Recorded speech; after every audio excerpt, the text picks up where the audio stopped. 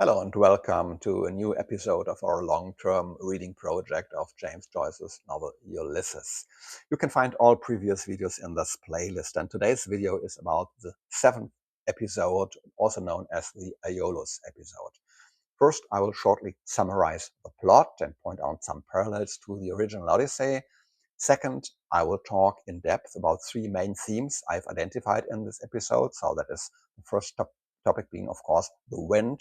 The second theme is failure to achieve one's goals. And the third topic is about pairing of related or similar things. And I'll explain the details later. And chapter 3 is then about linguistic games and wordplay and some digression on rhetorics. And the fourth chapter is some details on the historic and politics background that might be helpful for this episode to understand it better. And the final chapter is some more insights that we gain into the character of Leopold Bloom. Okay, let's start with the first one, the plot and some parallels to the Odyssey.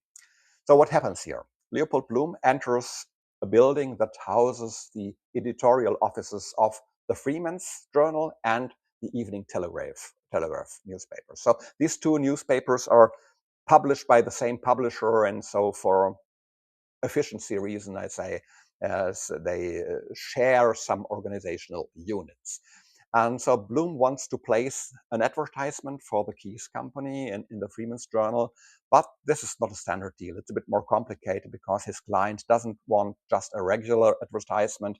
He wants the advertisement either to appear as a fictitious editorial article about his company, a positive one, of course, or at least he wants his ad to be accompanied by such a positive article about his company in the newspaper. So no standard deals, and Bloom has to run from pillar to post to make this happen. And yeah, so he is running across the editorial office, and we get an impression of all the hectic activity in such a newspaper editorial office. In particular, a noisy environment because also the production line, the press is also located in the same building. So there's all this noise from the press, this rumbling is always in the background. And so the Bloom's task is further complicated by the fact that the editor is already somewhat tipsy, and he will only approve the special advertising deal if Keys extends his subscription or his advertising contract with the newspaper for at least 3 months in return. So Bloom has to renegotiate. He has to try to get in touch with Keys again, either by phone or in person, because he seems to be not far away. And so, yeah, in the meantime, other things happen. Stephen Dedalus and his father show up at the editorial office. Stephen is trying to get Mr. Deasy's letter to the editor published in the newspaper. And so we find ourselves in the middle of this hustle and bustle between the news coming in, then newspaper boys arriving and leaving, angry readers calling and voicing their opinions, discussion between editorial staff members, and they're making their plans to go for a drink in a pub nearby. And yeah, so Bloom has this deal to settle, but he is fobbed off by the with a rude KMA by the editor-in-chief, who is obviously only thinking about the pub already. And so ultimately one gets the impression that despite all the activity, nothing is actually happening here. Everyone is exhausted from the hectic pace, but no one has finished a single task, except Stephen, who has managed to complete his assignment from Mr. Deasy. Okay, so let's take a look at the original Odyssey, the ancient one. So what happens in the Odyssey in the Aeolus episode? Odysseus arrives on the island of Aeolia, and the king of this small island is Aeolus, who has a special role, a special function. He has also been appointed by the gods as Lord of the Winds. And Aeolus is a very special head of family, so he has 6 daughters and his 6 sons, and he has married them to each other, so for the sake of simplicity. So the taboo of incest does not seem to have been an issue in these times, and so they live there in this small idyllic setting on their island. And Odysseus seems to make a good impression on Aeolus. So when Odysseus finally leaves, Aeolus wants to support him, and he hands a bag to Odysseus, a bag in which Aeolus has captured all the adverse winds, so that only those winds still blow freely, that will bring Odysseus home very quickly, at least as long as the bag with the adverse winds remains closed. So we know how these stories end usually.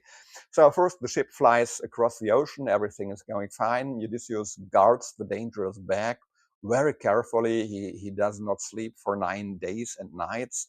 But when his homeland, Ithaca, finally comes into view, he falls asleep from exhaustion.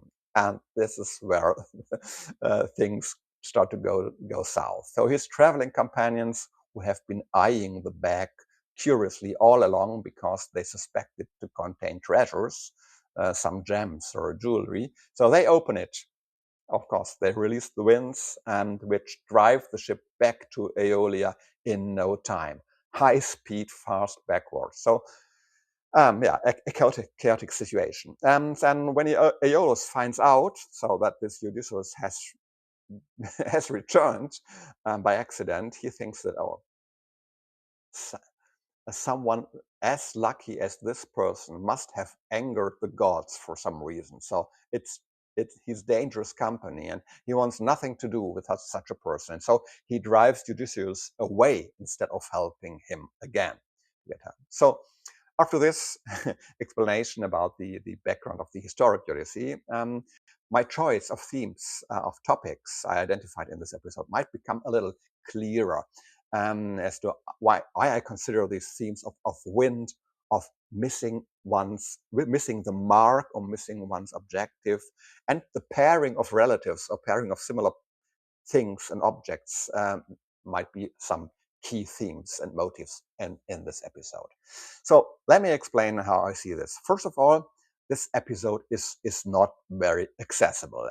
At first and even at second glance, it seems rather chaotic. And it is also much too long to highlight everything that is important in a video on this episode. So as in several videos, I would simply like to offer a few suggestions of how this episode can be viewed and can be analyzed in order to bring a little structure to it. And then for each of my perspective, of the perspective I offer, I also provide a few initial examples to support my theory about these themes and about this approach. Okay, let's start with the first topic, the wind. So imagine you have been traveling by ship for 9 days and nights, and with a very favorable wind. And so you have made a long distance, and suddenly a storm drives you back in a very short time, probably within a few hours, the entire distance that you have traveled in 9 days. So I think this is a breathtaking storm and chaos. And that is exactly the impression you get when reading this episode. It's hectic, it's chaotic. You can only, things are flying through the air, and you can only understand fragments of the sentences and of the facts that are discussed in this hellish noise. And it seems as if everything is flying around. Things are flying back and forth. It's frantic movement, but without achieving any clear goal or without moving towards the planned goal. Quite the contrary. So this is, so to speak, the macro level of the plot as this episode is structured. So this newspaper editorial office is like a ship's crew in a storm. So wind is therefore not meant literally, but it's rather metaphorical and atmospherically. In terms of content, it is also largely about hot air and empty words. It's no coincidence that in the Gilbert scheme, this episode is also called Rhetoric. The politicians' speeches that are quoted here by editorial staff members, they are just pompous, hollow phrases, hollow rhetorics. The imagined speech by the Egyptian priest, just viewed in the context of historical reality, is unintentional satire. So while the conversations between the editorial staff members, they are trivial. This is pseudo-witty chatter and often not even that. And so these are aimless dialogues that lead nowhere and certainly not forward.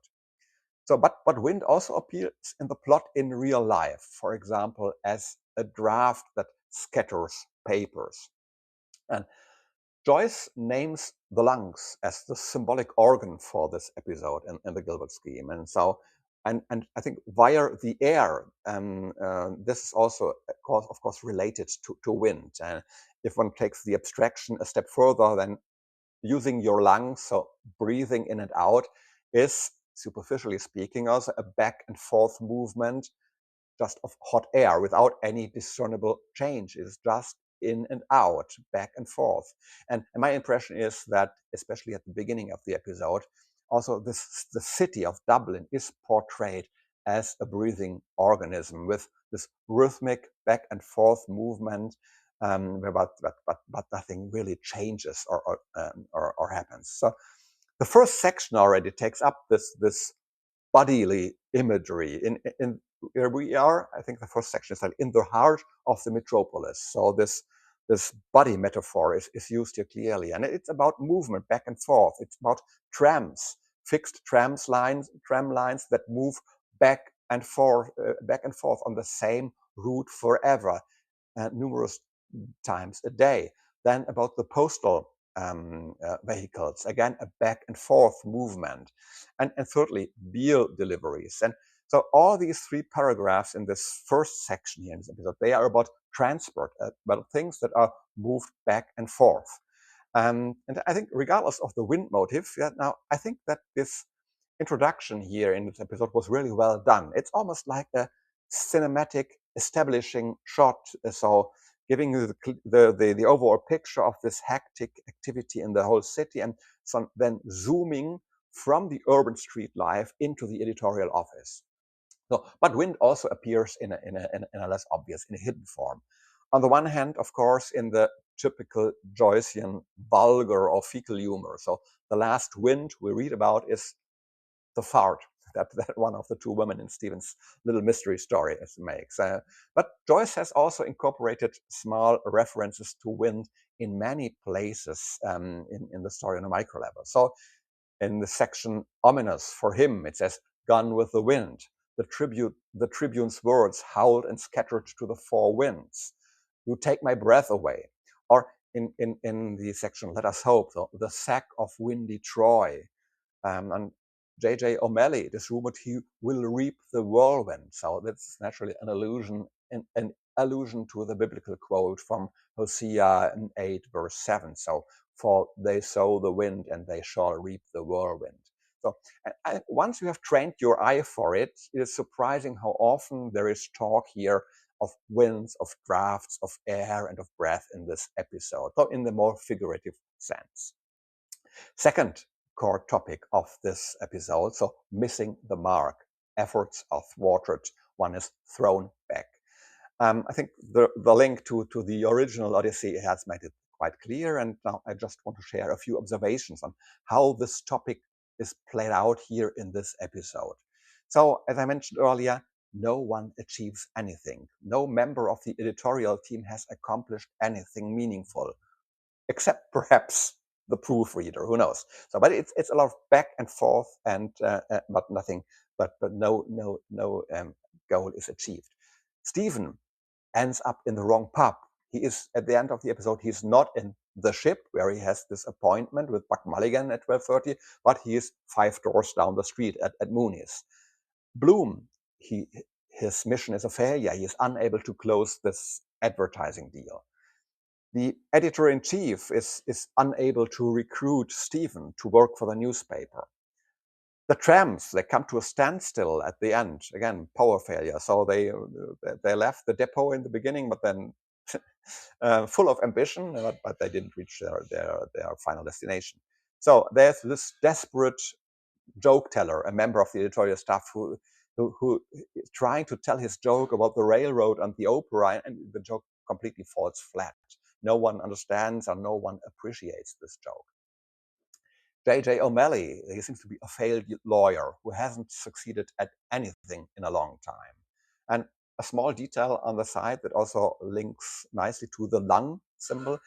In the section sad, it's mentioned that hectic flush spells finis for a man. So flushed cheeks were often at that time were associated with consumption. So that means tuberculosis. Although it is not medically correct, but it was a widespread belief or a cliche that people who suffered from tuberculosis had flushed cheeks, and so it is probably meant to be implied here that J.J. O'Malley has tuberculosis, which is very fitting in a chapter for which the color red and the organ, the lungs, are given as key concepts. Okay, and yeah, the favorite in the horse race, the horse Scepter, that will not win the race.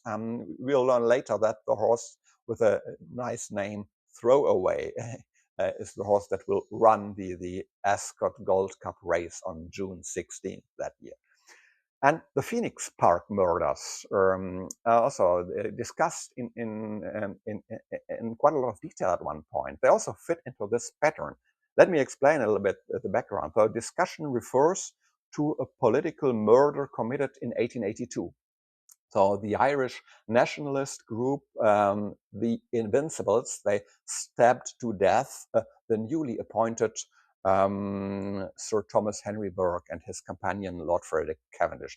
Thomas Henry Burke was newly appointed head of British administration, so he was the highest representative of the British power in Ireland, and he was stabbed to death by these independence rebels. So Lord Cavendish was just a random victim. He was not known to the murderers at all. He had only happened to meet Thomas Burke, and he accompanied him on his walk through Phoenix Park, and so then he became witness of the murder, and so, of course, he also had to die.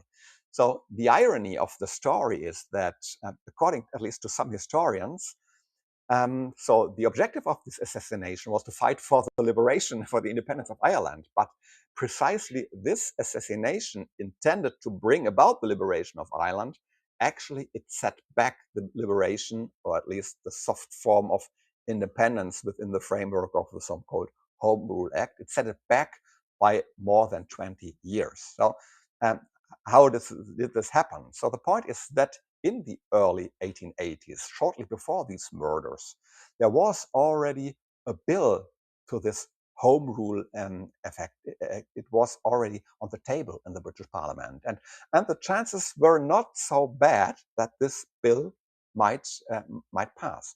But the brother of this random victim of the Phoenix Park murders, the brother of this Lord Cavendish, was a minister or a state secretary in the cabinet, in Gladstone's cabinet at this time. And it is said that for obvious personal reasons, so out of revenge, he then prevented the Home Rule Bill 2 times, in 1886 and in 1893.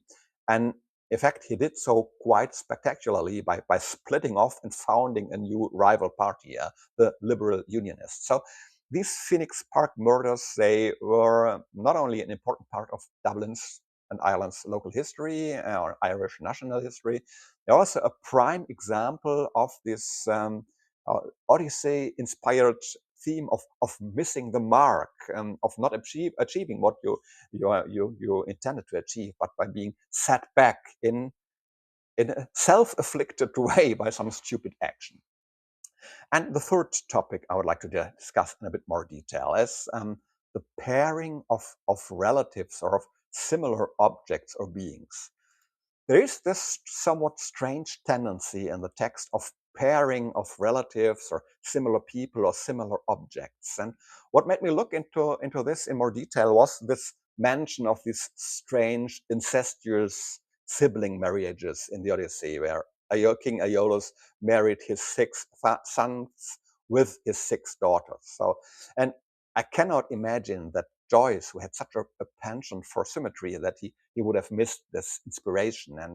And however, none of the interpretations I have found so far in the literature on Ulysses, they have really convinced me to present where this theme of pairing of siblings is reflected in the text. I often read in several articles that, yeah, the relationship between editors on the one hand and the politicians and opinion makers on the other hand is sort of a sort of incestuous relationship. But yeah, because they seem to copy from each other. But and Joyce is pointing at this in the text, but I cannot really see this. It's not that convincing to me. My suggestion is a different one. My suggestion is that Joyce took up this suggestion of paired siblings in a somewhat more abstract way in this episode, namely through this conspicuous accumulation of pairings of similar elements. And this is quite different from earlier episodes where Joyce often uses the method of pairing, but in a completely different way, by pairing opposites, by juxtaposing things with very different, very opposite properties. So as a measure to achieve some sort of symmetry based on contrast, to have a system of counterbalances in place. But here in this episode, I see a clearly different approach, an approach that is doing that just the reverse thing, and it plays a bit humorously with this kind of married siblings theme. So let me give a few examples. In the advertisement for the keys company, everything revolves about the symbol, like the two keys placed on top of each other. In other words, a pairing of virtually identical objects. In the story told by Stephen, there are two old maids who climb the Nelson column. So it's again pairing two very similar people, persons, two old maids. The entire episode takes place in the editorial office of two newspapers, so Freeman's Journal and Evening Standards. And most of the quotations from songs that are printed here, they consist of two verses. And then there's a lot of talk about a double wedding of two sisters. And then the name of a man is mentioned, Mr. Kuprani, who was actually a real employee of the historic newspaper in Dublin. And it is reported that this Mr. Kuprani, he and his brother, they married a pair of sisters. So again, we have this similar pattern. So I see a clearly systematic approach of Joyce here to exploit this sort of pattern of pairing siblings, of pairing similar objects. Even a bit more tricky is the play on words with multiple meanings of the English word match. So match, first very obvious one is the proper meaning is the proper term for these little pieces of wood to light a fire, but it also means to fit together or to join together, including the sense of couples finding each other. A perfect match is an idiomatic expression that is used very frequently. So, and in the text, we observe that people are always looking for matches and are wondering who has the most matches. Really nicely done by Joyce. So this pairing of similar or related things or object, and I'm sure I haven't listed them all. This is just a suggestion or an invitation to reread the text from this perspective, and I'm sure you will find plenty additional examples. The last point that I particularly like is the use of palindromes in this text. That is, palindromes are expressions or individual words or even entire sentences that can be read forwards and backwards, like the names Anna or Otto. So there also appear a couple of palindromes in the text in the form of even complete sentences. Madam, I'm Adam, and Abel was I, ere I saw Elba. And I think palindromes are also a good example of this pairing of identical, almost identical objects, because every palindrome is itself composed. It can be split in two halves, and they are two related or similar elements. They only work as a palindrome because it's essentially a word or a sentence mirrored along its central axis. So the second half of the word or sentence is a mirror image of the first half. And I think this also fits well with the theme of this sibling marriage here. Okay, a short break before I continue. A brief note. If you enjoy these videos and these analyses and you would like to support my work, there are now two simple ways to do so. So right here on YouTube, you will find 3 small dots to the right of the share button beneath this video, and you can click there to find the super thanks option for a one-time contribution to the channel.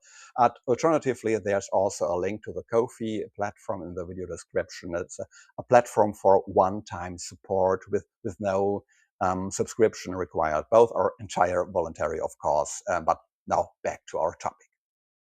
So the third chapter of my video is linguistic and formal games and a digression on rhetoric.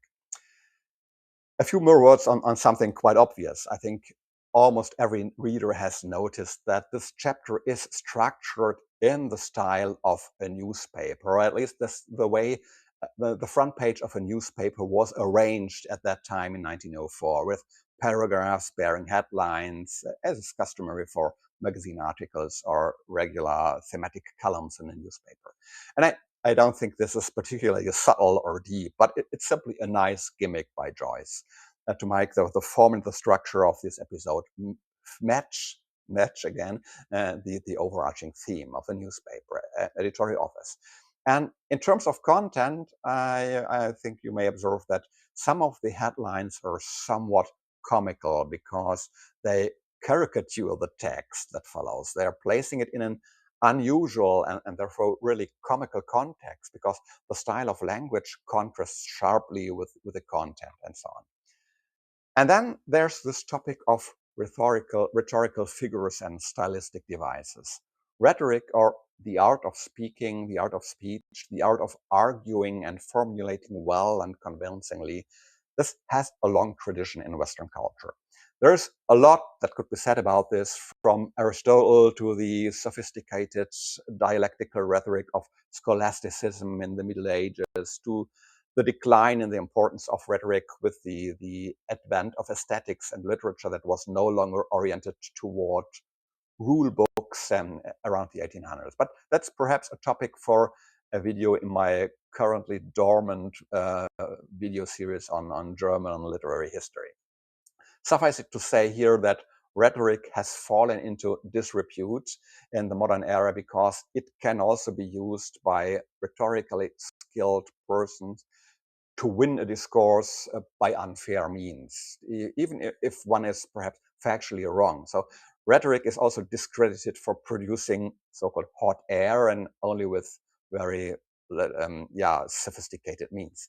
So in any case, whether it is the connection to the hot air and wind thing, or the connection to the newspaper that builds the bridge to the topic of rhetoric for Joyce here, one thing is clear: rhetoric is definitely named as one of the key themes in the Gilbert scheme. And Joyce has clearly implemented this here in the text.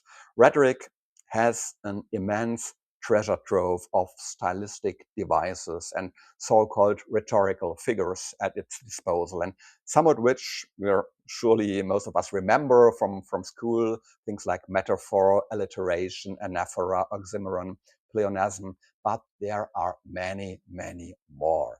And Joyce obviously pulled out all the stops in this episode and incorporated as many rhetorical devices as figures as possible in the text. Not by describing them theoretically, but by simply using them, applying them.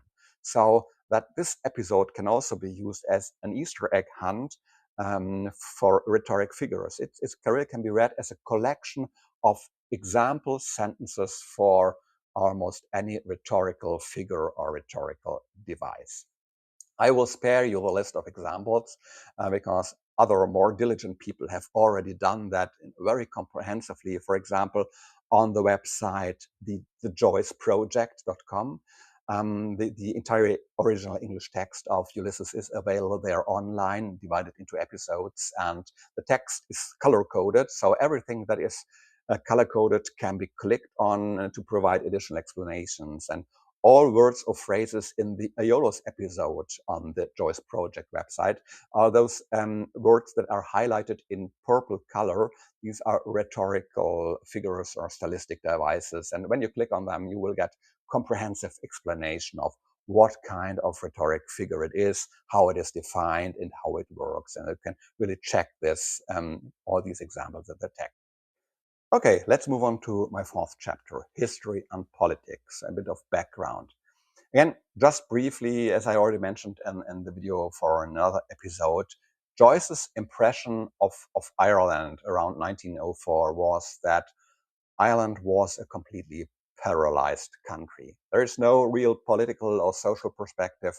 People are stuck or rather firmly in the grip of the English colonial power on the one hand and the Catholic Church on the other hand. And criticism, public criticism of either side is not welcome. And also in some cases, it might even turn out to be dangerous. So it's a frustrating time, especially for artists, for authors, but also for newspapers.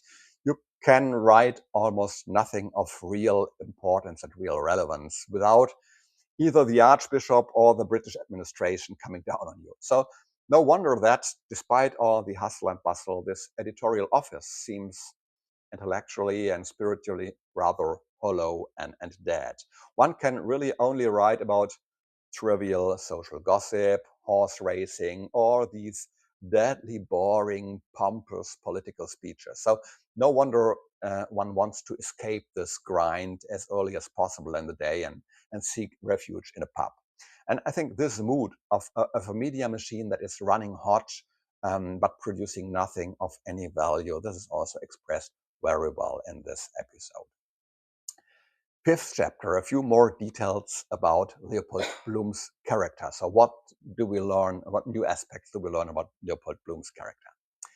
In this episode, we learn a few things about him. So first, we now have actual confirmation of his Jewish background. When Bloom notices how this typesetter is able to read from right to left, Bloom remembers his own father reading the Haggadah, the story of the Exodus of the Israelites from Egypt during, so something which is ritually read during the Jewish Passover Seder meal. In Hebrew language, of course, but the text is also written from right to left. If you want to know more about this reference to the Jewish Passover tradition, take a look at my introductory video on the Bible, where I explain in detail the background of this Jewish ritual and also its significance for Christianity, also with particular reference to this very scene in the Ulysses episode.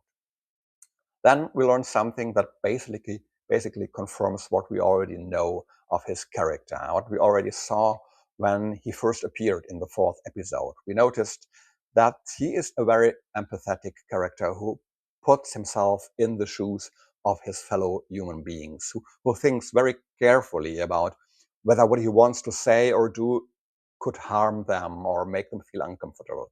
So we see this likable trait here as well. We get a glimpse into his thoughts at one point or another, and I think this becomes particularly clear in his interaction with Nanetti, a newspaper employee, the proofreader, I think, with obvious Italian roots. You can tell from his name, Nanetti.